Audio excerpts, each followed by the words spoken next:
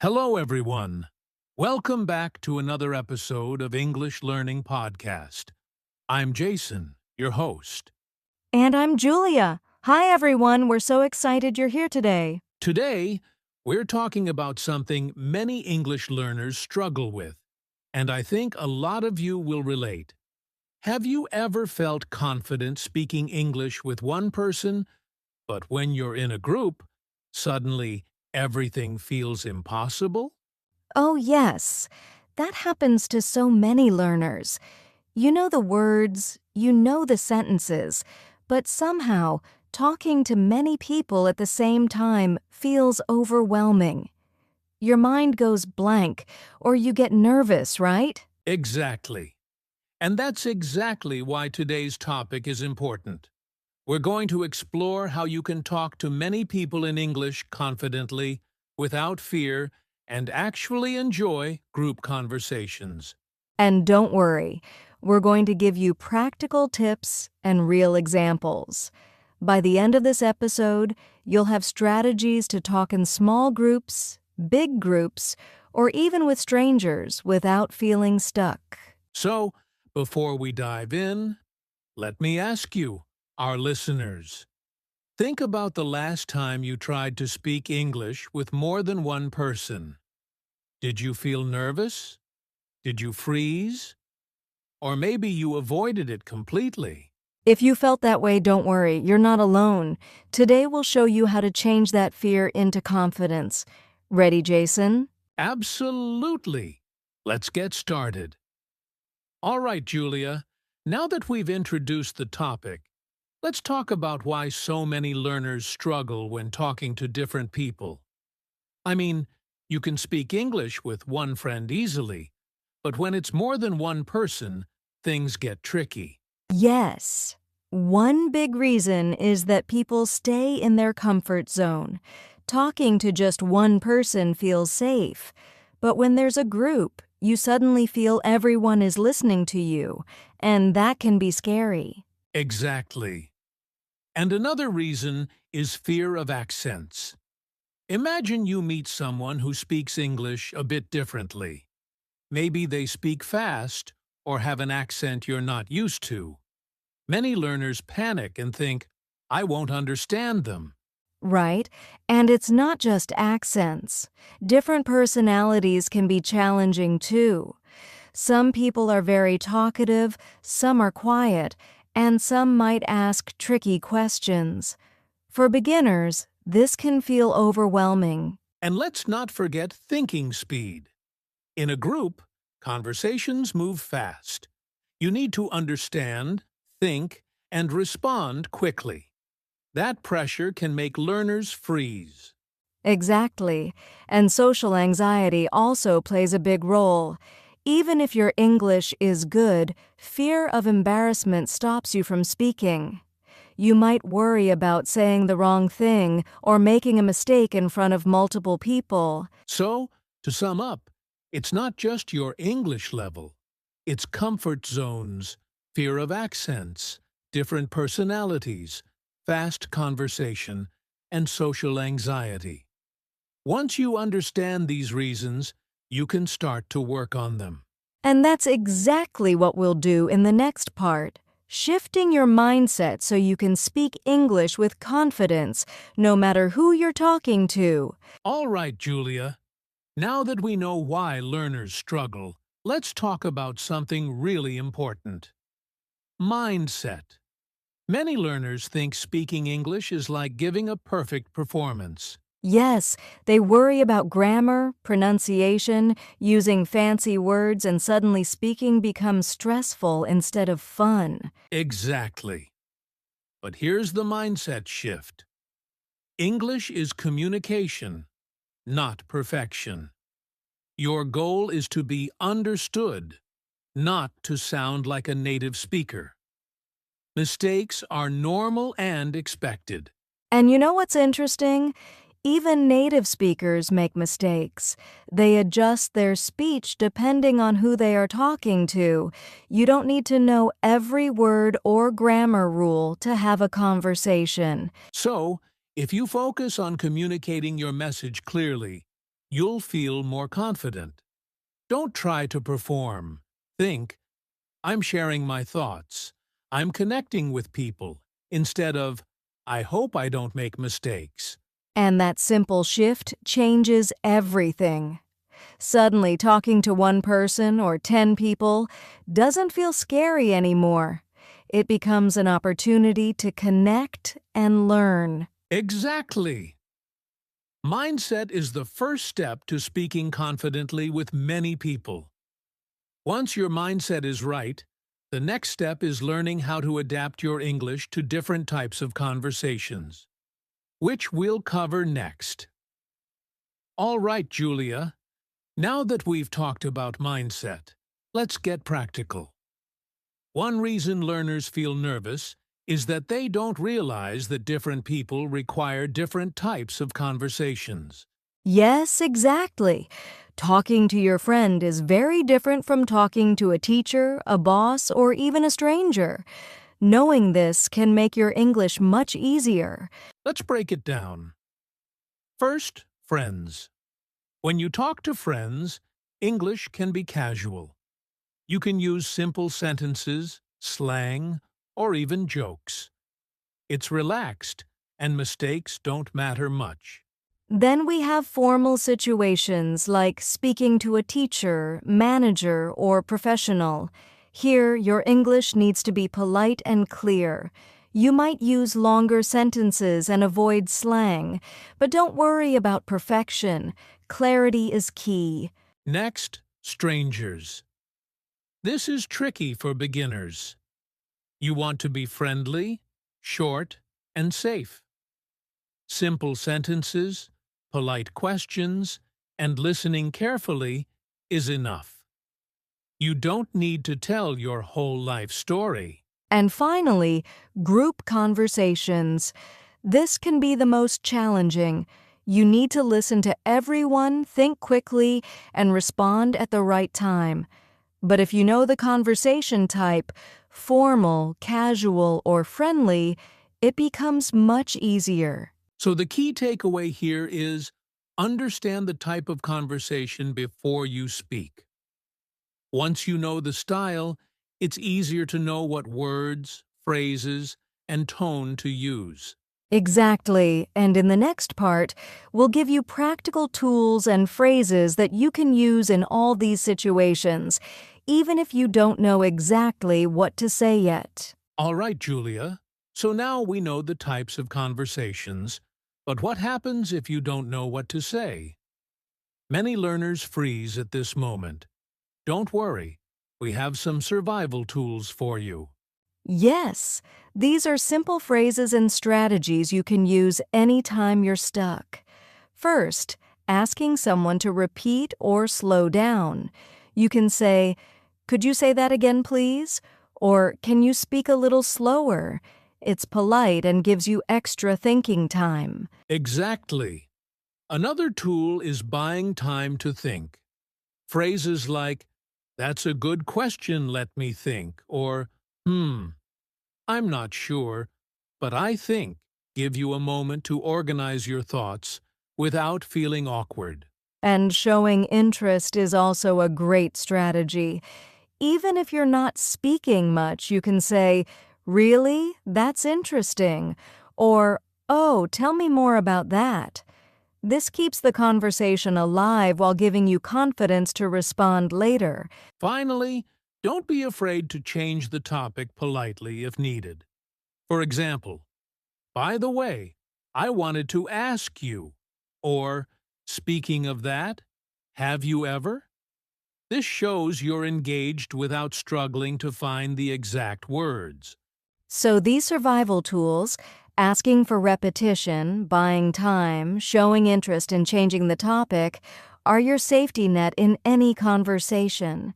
Use them, and you'll never feel stuck again. And the more you use them, the more natural they'll feel. Soon, speaking to multiple people won't feel scary anymore. It'll feel manageable and even fun. All right, Julia, now that we've talked about survival tools, let's discuss another key skill: Adapting your English to different people. This is what separates confident speakers from nervous ones. Yes, every person is different. Some speak fast, some slow, some are talkative, others quiet. If you can adjust your English to match them, conversations become much smoother. For example, if someone speaks slowly, it's okay to slow down your own speech. Don't rush. Listen carefully and match their pace. This makes understanding easier and reduces stress. And with talkative people, you don't have to speak nonstop. It's okay to listen more, nod, or use short phrases like really or wow, that's interesting. This shows engagement without feeling pressured to talk too much.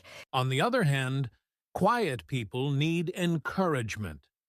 Ask simple questions like, "What do you think about this?"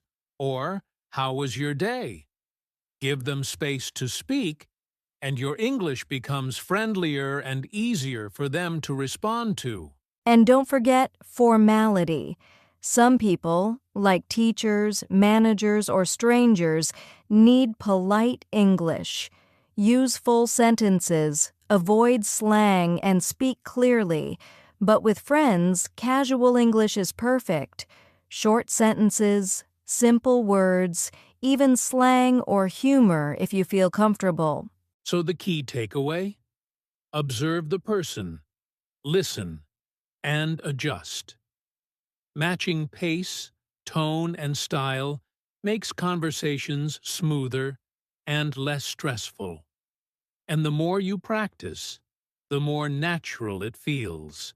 Exactly. And next we'll do a mini practice where we role-play real-life situations so you can see how this works in action. All right, Julia.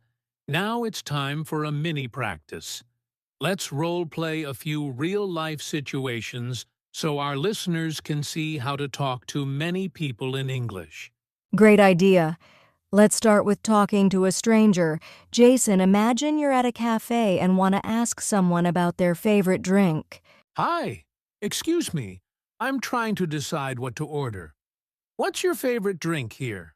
Oh, I really like the cappuccino. It's very smooth and not too sweet. See? Short, simple, polite. Even if you make small mistakes, the other person will understand you. Next, let's try a small group. Imagine you're meeting 3 new classmates. Jason, you start. Hi, everyone. I'm Jason. How's your first week going? It's good, but a little busy. Same here, lots of homework. Yeah, but it's exciting to meet new people. You see? You don't need long sentences. Ask questions, listen, and respond briefly.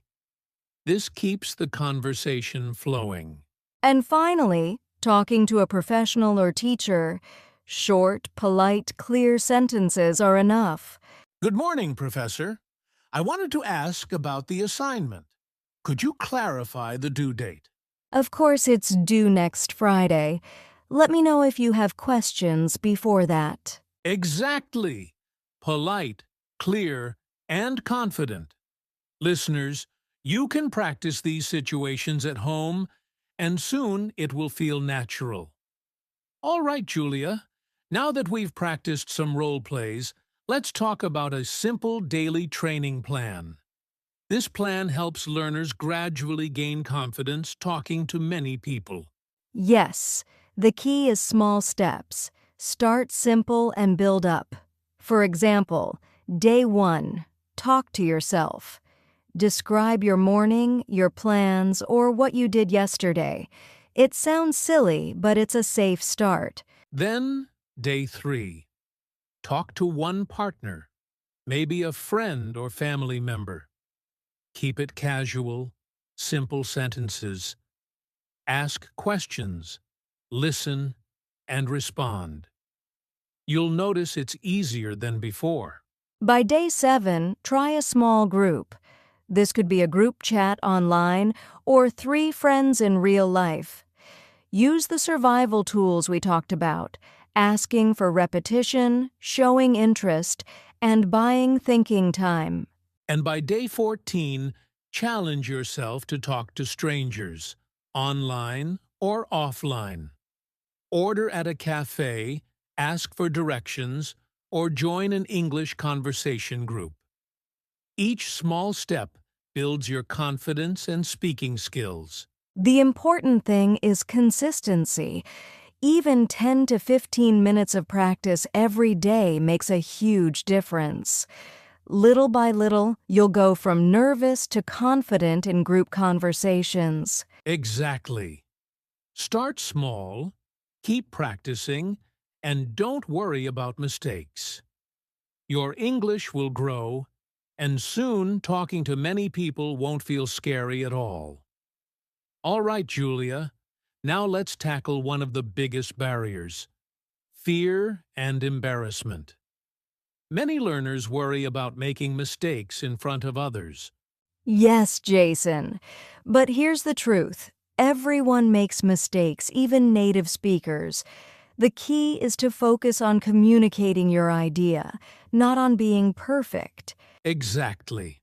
And remember, most people aren't judging your English. They just want to understand you.